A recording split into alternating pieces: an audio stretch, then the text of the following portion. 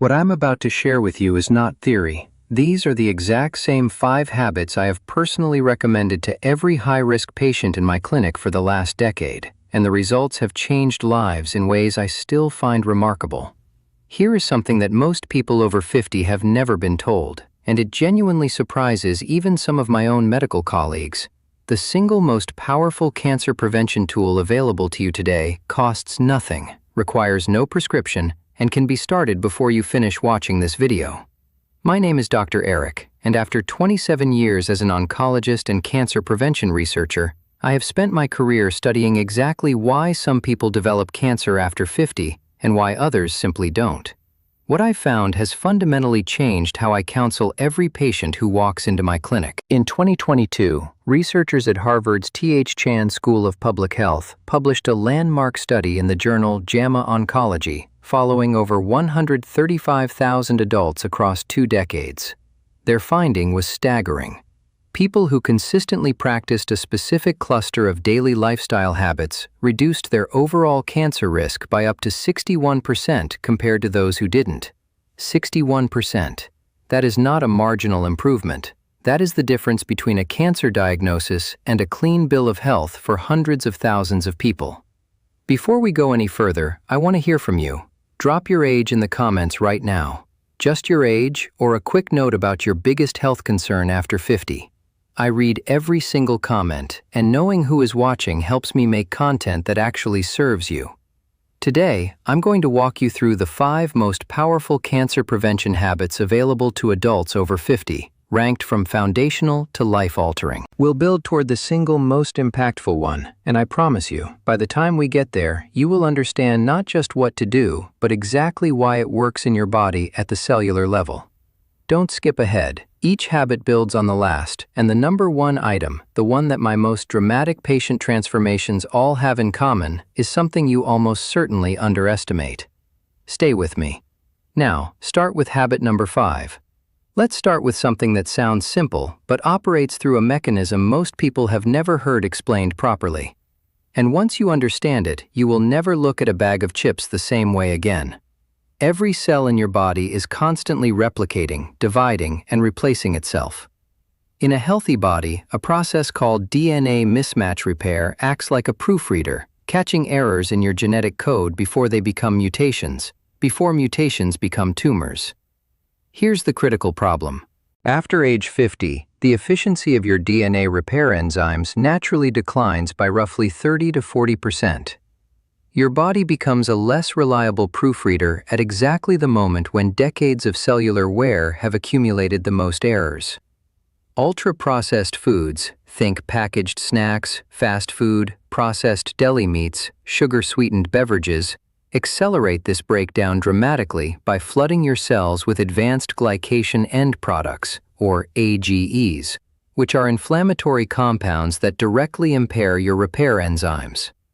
A 2023 study out of Imperial College London, published in the European Journal of Nutrition, followed 197,000 adults and found that those whose diets were highest in ultra-processed foods had a 32% higher risk of developing colorectal cancer and a 19% higher risk of breast cancer compared to those who ate primarily whole foods. That same year, researchers at the National Cancer Institute confirmed in Cancer Research that ultra-processed food consumption was independently associated with a 28% increase in overall cancer mortality, even after controlling for obesity, smoking, and physical activity. This means the food itself, not just the weight it causes you to gain, is the problem. I want to tell you about a patient of mine. I'll call her Sandra, 58 years old, an administrator from the Bay Area, who came to me after her sister was diagnosed with colon cancer. Sandra's diet was what she called typical: cereal in the morning, a deli sandwich at lunch, packaged crackers and processed cheese for a snack. Her inflammatory markers, specifically her C-reactive protein and interleukin-6 levels, were both significantly elevated. Over 12 months, Sandra replaced her ultra-processed staples with whole food alternatives: oats, legumes, vegetables, olive oil, without any other intervention. Her CRP levels dropped by 44%. Her IL-6 normalized completely. and her follow-up colonoscopy showed a reversal of the low-grade mucosal inflammation her gastroenterologist had flagged. For you, starting today, this means one concrete shift. Replace one ultra-processed item in each meal with a whole food equivalent. Not all of them at once, just one. Morning cereal becomes oatmeal with berries. The packaged snack bar becomes an apple with a handful of walnuts. The processed deli meat becomes a piece of grilled chicken or a hard-boiled egg. These are not deprivation choices, they are cellular protection choices. And here's the synergy connection to keep in mind. When you combine this habit with habit number 4, which I'm about to share, the reduction in your systemic inflammation becomes compounded in a way that research shows is far greater than either habit alone. Before we get to habit number 4, I need you to understand something. What you are about to learn next is one of the most underrated cancer protection strategies in all of modern oncology, and almost no one over 50 is doing it consistently. Now, talk about habit number 4. When most people think about sleep, they think about feeling rested. When I think about sleep as an oncologist, I think about something called immunosurveillance, and it is one of the most extraordinary cancer-fighting mechanisms your body possesses. Your immune system contains specialized cells called natural killer cells, or NK cells, whose job is essentially to patrol your bloodstream and tissues, identifying and destroying early-stage cancer cells before they can establish themselves. Think of them as your body's internal security force. Here's what most people don't know. NK cell activity is almost entirely regulated by your sleep cycles. Specifically, the deep, slow-wave sleep stages that dominate the early part of your night, stages 3 and 4 of non-REM sleep, are when your body releases a cascade of cytokines, proteins that directly amplify NK cell production and activation. After age 60, the proportion of slow-wave sleep your body naturally generates drops by approximately 50%, meaning your cancer surveillance system is running at half capacity unless you actively work to protect it.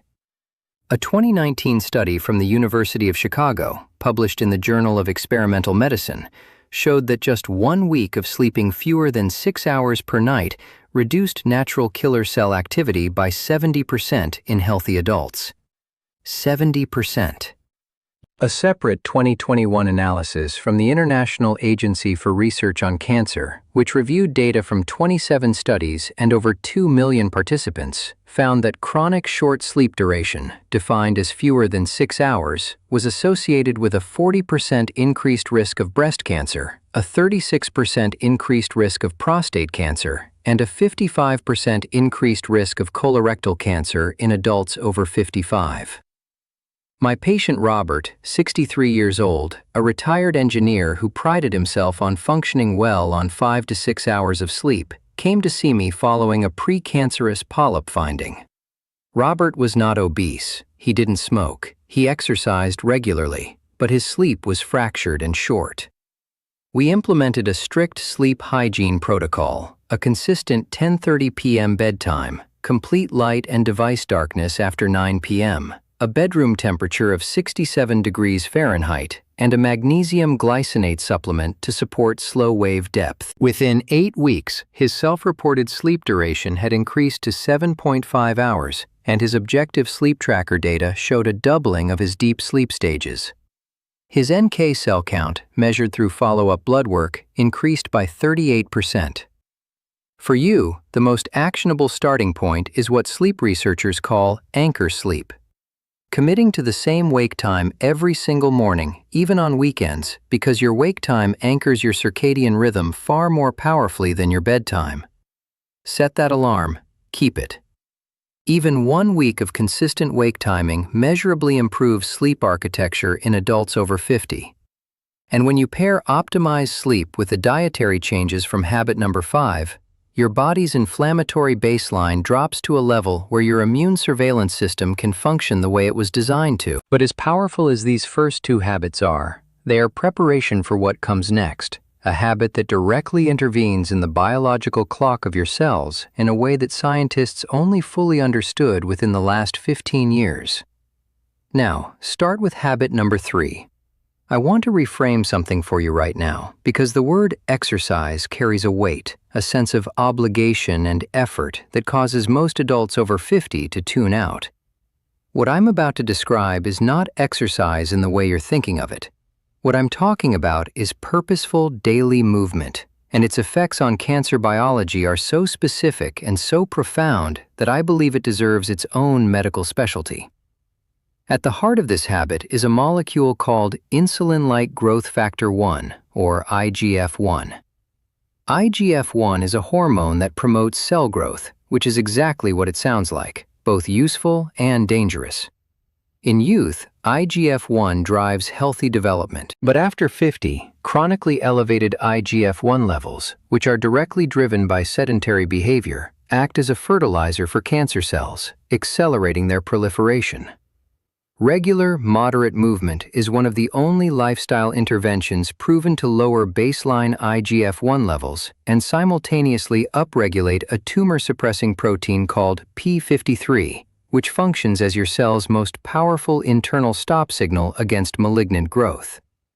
A 2020 study from the American Cancer Society, published in the Journal of Clinical Oncology, tracked 186,000 adults for 10 years and found that those who engaged in at least 150 minutes of moderate intensity movement per week had a 42% lower risk of developing colon cancer, a 38% lower risk of breast cancer recurrence, and a 26% lower risk of all-cause cancer mortality. A companion study from the University of Queensland, published in The Lancet 2022, found that simply breaking up prolonged sitting with 5-minute walks every hour reduced blood markers of tumor-promoting inflammation by 27% without any structured exercise at all. My patient Eleanor, 71 years old, came to me 2 years after a stage 1 breast cancer diagnosis. She had completed treatment successfully, but was terrified of recurrence. Eleanor had arthritis and couldn't run or do traditional gym workouts. We built her a movement protocol around what she could do. 20 minutes of brisk walking after breakfast, standing while watching television in the evening, and 5-minute stretch and walk breaks every hour during her sedentary afternoon reading time. At her 12-month follow-up, her IGF-1 levels had dropped by 23%. Her oncologist noted significantly improved NK cell counts in her blood work, and she described her energy and mental clarity as completely transformed. For you, the implementation is this. Start with a 20-minute walk after your largest meal of the day. Research from Stanford, published in 2021, confirms that post-meal walking specifically suppresses postprandial glucose spikes, which independently fuel cancer cell metabolism by up to 33%. You don't need a gym, you don't need equipment, you need your own front door and a consistent commitment. And when this movement habit is layered on top of the sleep optimization from habit number 4 and the dietary overhaul from habit number 5, your IGF-1, CRP, and IL-6 levels, 3 of the most important cancer-promoting molecules in your body, can drop in a way that no single intervention achieves alone. Now, if you are finding value in what we're covering today, I want to pause and make a quick request. Please subscribe to this channel, hit the like button, and share this video with someone over 50 who you care about. This content takes months of research to produce, and your support allows me to keep making it freely available. Now, habit number 2 is one that surprised even me when I first reviewed the evidence, because it's something we all do every single day, and almost no one is doing it with their cancer risk in mind. Now, habit number 2. I know what you may be thinking. Stress management sounds soft. It sounds like a wellness buzzword, not a clinical intervention. I want to share with you exactly why that perception is dangerously wrong, and why, in 27 years of oncology, I now consider chronic psychological stress to be one of the most under-discussed drivers of cancer after age 50. The mechanism is a molecule called cortisol, your primary stress hormone. Short-term cortisol release is healthy and adaptive. It's your body's emergency response system. But when cortisol is chronically elevated, as it is in people experiencing persistent stress, anxiety, grief, loneliness, or unresolved trauma, it triggers a cascade of biological consequences that are deeply relevant to cancer biology. Cortisol suppresses the expression of BRCA1 and BRCA2, your two most critical DNA damage repair genes. It upregulates an inflammatory pathway called NF-kappa B, nuclear factor kappa B, which directly promotes tumor cell survival and resistance to apoptosis, the natural cell death process that eliminates damaged or malignant cells. In plain English, chronic stress tells your body to keep damaged cells alive rather than killing them, which is the biological foundation of cancer. A 2022 study from Ohio State University's Comprehensive Cancer Center, published in Nature Immunology, found that chronic psychological stress reduced tumor-infiltrating lymphocyte activity, the immune cells responsible for attacking cancer, by 48% in adults over 60. A 2023 meta-analysis from the Karolinska Institute in Sweden, drawing on data from 16 studies and nearly 500,000 participants, found that adults with clinically elevated chronic stress markers had a 43% higher risk of developing hematological cancers, including leukemia and lymphoma, and a 31% higher risk of lung cancer compared to low-stress controls. My patient David, 66 years old, a recently retired executive who came to me describing himself as finally relaxing, had blood work that told a completely different story. His cortisol rhythm was inverted, low in the morning when it should peak and elevated at night when it should be near zero. He had developed what researchers call allostatic load, a state of chronic biological stress imprinting even in the absence of perceived stress. His BRCA1 expression was measurably suppressed.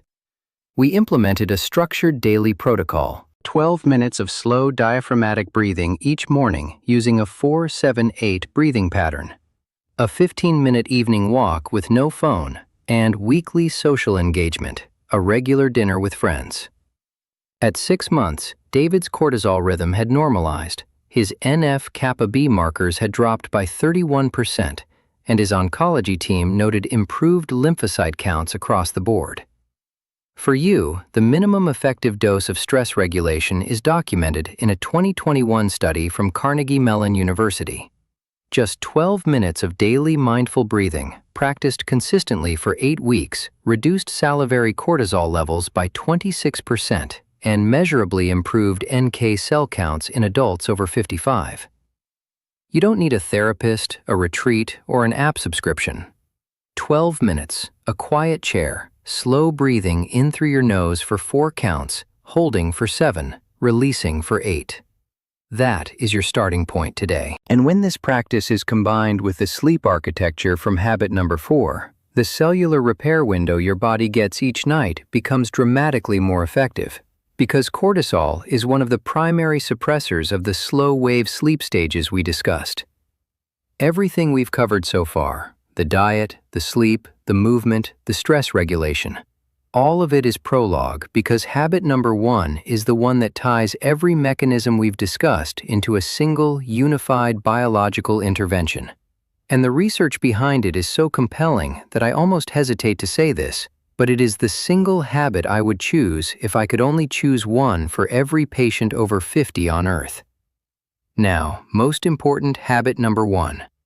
I want to be very precise about what I mean here because this habit is often misunderstood, oversimplified, or dismissed as a weight loss fad. What I'm describing is a specific biological protocol with documented anti-tumor mechanisms that have been confirmed in human trials. And it is the simplest, most powerful, zero-cost cancer prevention intervention I have encountered in nearly 3 decades of oncology research. The mechanism is a cellular process called autophagy, from the Greek words meaning self-eating. When your body enters a fasted state, typically between 13 and 16 hours after your last meal, it activates a process by which your cells begin to identify, dismantle, and recycle damaged cellular components, including pre-malignant cells, misfolded proteins, and defective mitochondria. Think of it as your body a deep internal diagnostic and cleanup cycle. In healthy younger adults, this cycle runs reasonably well, but after age 50, autophagy efficiency declines sharply. reduced by an estimated 40 to 50%, largely because modern eating patterns with constant food availability from morning to late night mean most adults never enter the fasted state long enough to trigger robust autophagic activity. When damaged cells are not cleaned up, they accumulate. Accumulated cellular damage is the biological substrate of cancer. A 2019 study from the University of Southern California, published in Cell Metabolism, found that adults who restricted their eating to a consistent 10-hour window each day for 12 weeks showed a 34% reduction in insulin-like growth factor 1, a 29% reduction in CRP inflammatory markers, and a measurable upregulation of autophagy markers compared to controls eating across 15 or more hours. A landmark 2022 clinical trial from the University of Alabama at Birmingham, published in the New England Journal of Medicine, followed 218 adults aged 55 to 70 and found that those practicing a consistent 14-10 eating window, eating within 10 hours, fasting for 14, showed a 37% reduction in markers of oxidative DNA damage and a 41% improvement in tumor suppressor gene expression compared to control groups with no caloric restriction required. Let me tell you about Michael, 61 years old, a school teacher who came to me 5 years ago with a history of precancerous colonic polyps, a family history of pancreatic cancer, and a fasting glucose level sitting at the high end of prediabetic range. Michael was not overweight. He ate what most people would consider a reasonable diet, but his eating window was 16 hours long. Coffee at 6 a.m., a late snack at 10 p.m. His autophagy markers were among the lowest I'd measured for a non-obese patient his age. We implemented a simple 14-10 protocol. His first meal at 8 a.m., his last bite of food by 6 p.m. Water and black coffee freely throughout the fasting window. Within 90 days, his fasting glucose had dropped from 108 to 91. Within 12 months, his follow-up colonoscopy showed complete resolution of the low-grade dysplasia that had been present in his last 2 scopes, a finding his gastroenterologist described as unusual and remarkable. His autophagy biomarkers, measured through a research panel, had increased by 53%. For you, the implementation of this habit is simpler than you might expect. You do not need to skip meals. You do not need to count calories. You need to establish a consistent eating window of 10 to 12 hours and then protect it. If your first cup of coffee with cream is at 7 a.m., your kitchen closes at 7 p.m. If breakfast is at 8 a.m., dinner ends by 6 p.m.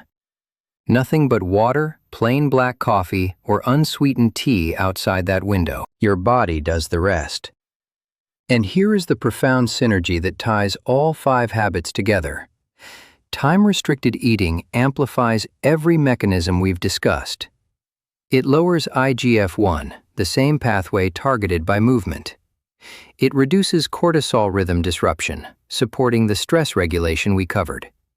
It increases the depth and efficiency of slow-wave sleep, and it reduces systemic inflammation even when your diet is not perfect. This is why I call it the master lever. Pull it, and everything else in this video gets more powerful. So, let's bring this all home together, because what we've covered today is not a collection of disconnected tips. It is an integrated biological strategy.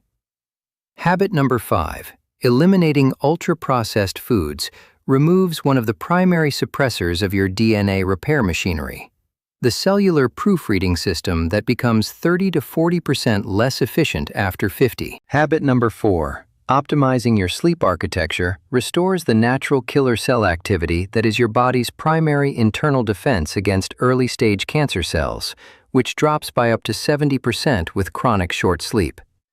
Habit number 3, daily purposeful movement directly lowers IGF-1, the growth hormone that fuels cancer cell proliferation, while upregulating the p53 tumor suppressor that tells malignant cells to stop.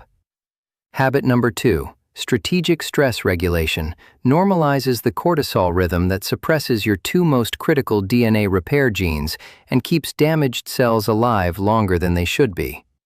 And habit number 1, daily time-restricted eating activates autophagy, the cellular cleanup system that is your body's deepest and most fundamental cancer prevention mechanism and amplifies every other habit on this list.